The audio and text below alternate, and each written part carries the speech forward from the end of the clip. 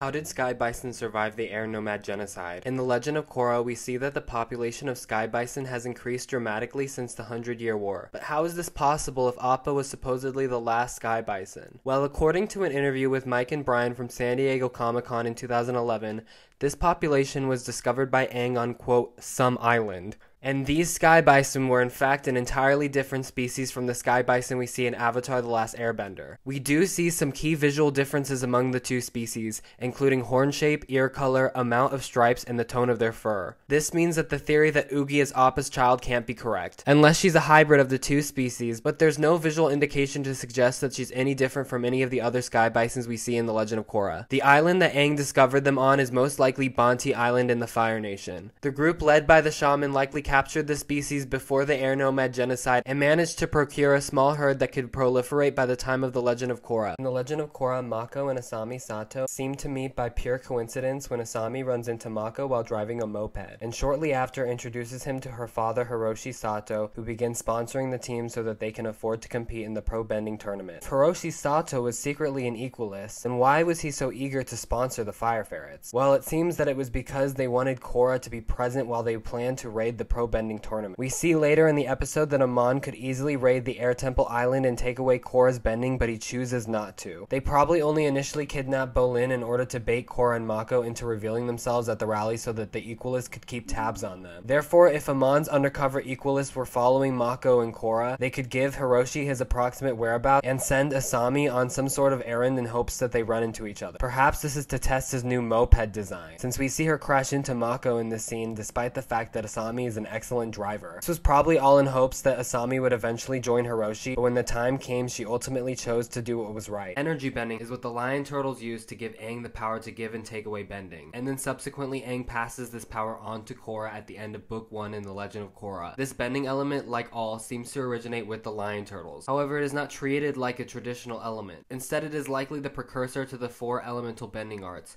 and perhaps it's what the lion turtles or some other entity we don't know about used to create the 4 bending arts to begin with. The energy being bent is stated to be the life force within someone. We see energy bending expanded upon in The Legend of Korra, where Korra uses it to bend her spiritual energy and create a giant version of herself during harmonic convergence. We see her use this ability to reflect a blast from Kuvira's spirit vine weapon. An important note is that she is cited as being a metaphysical energy that flows throughout the human body. Perhaps energy bending is best described as chi bending. It seems energy bending can give and take away chi within the body, and perhaps Kuvira's spirit vine weapon was a way to convert chi into a pure destructive form. Obviously, we see Katara, Toph, and Zuko. But what about the rest? I think that there's 2 likely answers. The first is that Sokka died of natural causes in his 70s to 80s. The other possibility is that he was killed during the first conflict with the Red Lotus when Korra was still a child, but in the context of the show it doesn't really come across this way. Suki is probably the character we know the least about. There is a likelihood that she's still alive in The Legend of Korra,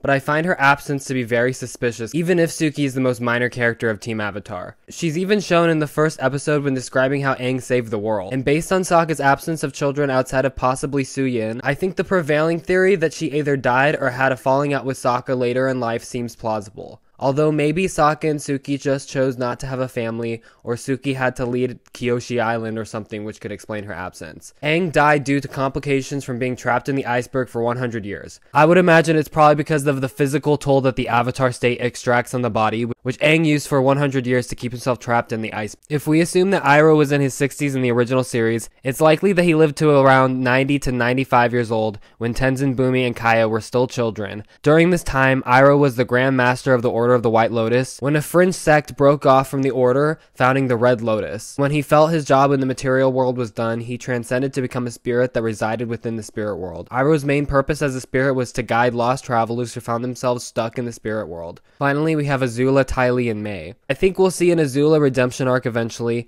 There's been rumors of the original series wanting to explore this in Book 4, and I think that the comics have hinted at this and left enough room to make it happen in an upcoming film. As for May and Ty Lee, it's a little bit tricky. trickier. Mei broke up with Zuko in the comics, so there's a chance that Azumi isn't her daughter, but still I think it's pretty slim. This makes me believe that Mei is likely retired as a mother/grandmother. Ty Lee is harder to pin down, but I think that she would probably remain with the Kyoshi warriors, only occasionally visiting her family and friends in the Fire Nation. Is Katara a bad sister? Now, before you go off in the comments, let me explain. Some people have criticized Katara heavily for the way that she acted towards Sokka in the episode The Southern Raiders. During a fight about their mother's death, Katara claims Sokka didn't love their mother the same way that she did. This obviously hurts Sokka, and although Katara eventually comes around to Aang and Sokka's point of view, she's never shown apologizing for what she said, which was probably one of the most unjustified insults that we've ever seen a character make in the show. This leads many people to believe Katara acted manipulatively, and thus she's a bad sister. However, I'm going to defend Katara here for a second. Firstly, there's no way to know that they didn't just address this sometime off screen, and while this comment was inexcusable,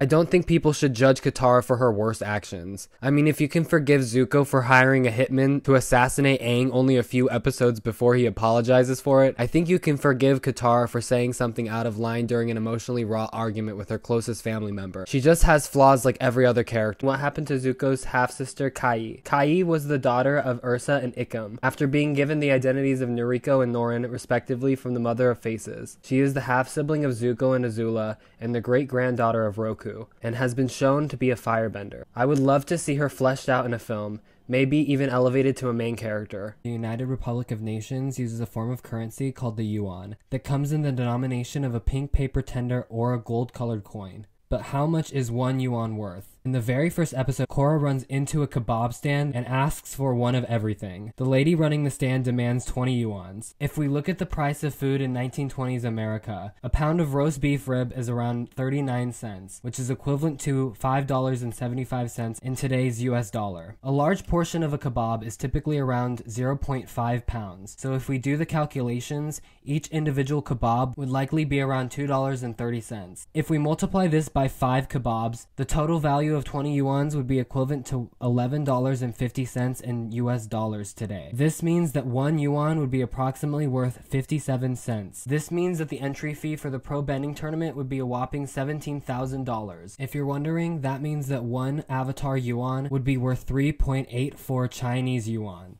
The finale of Avatar The Last Airbender relies on Aang being a pacifist unwilling to take Fire Lord Ozai's life. A lot of people deem this as a plot hole because there are seemingly scenes where Aang shows a flagrant disregard for the lives of his enemies. One of the most infamous scenes is when he sends an avalanche falling onto a group of Fire Nation soldiers at the Northern Air Temple. Another when he throws the rough rhino Kachi off of the same cliff we see kill Chin the Conqueror. I hate to break it to you, but these scenes actually don't present a plot hole. First of all, there is nothing to assume that the avalanche Aang created actually killed any of these soldiers. I know it may seem silly to imply that they survived, but really we've seen other characters survive worse than this. As an example, Kachi of the Rough Rhino actually didn't die in the scene where Aang launches him off of the cliff. And for those saying, but the fall killed Chin, so how would Aang know that this wouldn't be lethal? Well, the answer is that Aang didn't actually remember any of Kyoshi's testimony. Therefore, the only real incident where Aang arguably uses deadly force on something is after the buzzard wasp tries to kidnap Momo. The written language we see ubiquitously used throughout the show is Chinese. This means all the characters' names written in the language of the Avatar universe have an approximate translation into the English language. Aang's name translated means peaceful and soaring. This seems to be the actual intended origin for the name, seeing how Aang peacefully soars through the sky using his glider. The written version of Katara's name means block, pagoda, and pull. It's doubtful that this was the original meaning of her name, however, and these are likely just phonetic placeholders. The written version of Sokka's name translates to inquire and block. Sokka is in the same boat as Katara, with no clear etymological origin. Zuko's name has been written variously throughout the show, with the translation Awaken Rank being the most common. It's been shown to be written as Ancestor Robber and Vertical High as well. Toph's first name is translated to mean Expanding Lotus, and her surname is translated to mean the Northern Region. I find this funny because the Beifong estate is located in Gaoling, which is in the Southern Earth Kingdom. This was a suggestion from one of my viewers. Number 3 is Kyoshi Island. It was invaded 4 times. The first was by the 5th Nation. The second was Chin the Conqueror but was stopped by Kyoshi. The third was Zuko Zuko when he invaded, searching for the Avatar. And the fourth was Kuvira. Number 2, the Southern Water Tribe. It was invaded 5 times. The first when the Earth Kingdom claimed the territory of Chuje,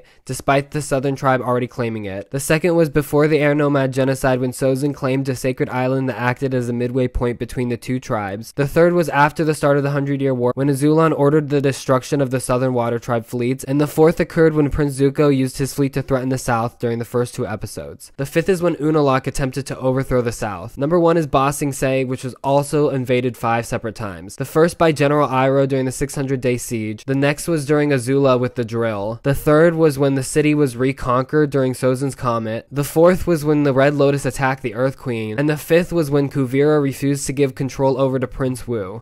In the episode beginnings, we see the air nomads during Yuan's era with tattoos similar to mastery tattoos, except they are T-shaped with a circle instead of an arrow. But why did these tattoos change, and what were the original meaning of the tattoos? According to multiple sources, the airbending master tattoos were meant to emulate the Sky Bison, having been the original airbending masters according to the air nomad teachings. The curious thing is that during the episode beginnings, we don't see any Sky Bison. Instead, the lion turtles grant the humans their abilities. So the initial reaction may be that these tattoos are meant to emulate the air lion turtle, and they do have wavy patterns on their arms and forehead, but it's not an exact match. We don't actually know what the origin of the Sky Bison is, but if we're to assume they're similar to the dragons, then the Sky Bison likely already had control of the ability to airbend by Yuan's era. So if we know the origin of the airbending tattoos lies with the Sky Bison, these tattoos could just be representing the appearance of the Sky Bison at the time. In Avatar: The Last Airbender, we only see 3 firebenders capable of lightning generation: